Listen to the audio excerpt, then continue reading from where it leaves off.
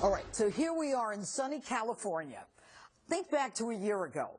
You were a billionaire who was dabbling in politics, a flash in the pan. There was this woman who was supposed to be coronated, and now everything is backwards. This woman who was supposed to be coronated is fighting Bernie Sanders and in a tie, dead heat here in California. How'd you do it? Well, it's been an interesting journey. I mean, it started in June 16th of last year, and it's just been a succession of, we've had so many victories. You know, we had 17 people totally running, and it's been an amazing period of time. I guess a lot of people say that. I'm not the only one, but I fought a good fight, and I beat a lot of people that are good people, and now I have one left. It'll probably be Crooked Hillary. She's crooked as you get. And it'll probably be her, and we're going to see what happens.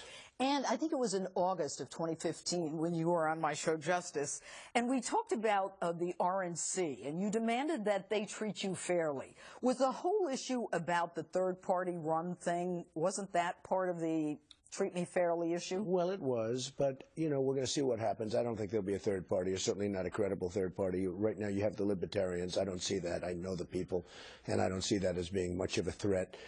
You have... but have they treated you fairly? If yes, the RNC has treated me fairly. They don't really control. There's some wacko, like, you know, these characters that are trying to put on... Bill Wells. Well, I'm not even talking about them. I'm talking about a couple of other guys that, you know, fringe. Oh. They want to put on somebody. Well, I won't even mention the name. You want to give them as little publicity as possible. But I don't think that'll have much of an impact.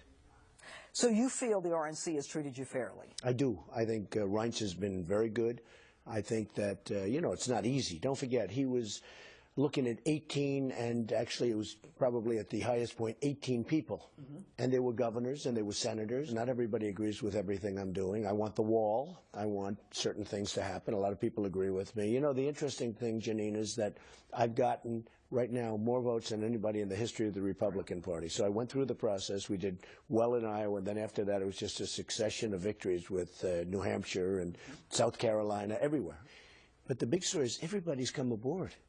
I mean, if you look at people that were absolutely horrible in terms of what they said, they're now aboard. How do you feel about that? I mean, do you trust people who are just horrible to you? Well, politicians can pivot much more easily than, let's say, a person like me can pivot. You know, they pivot. I mean, they can say horrible things, and then 2 weeks later... But how does a person like you react? like Rick Perry's a good guy.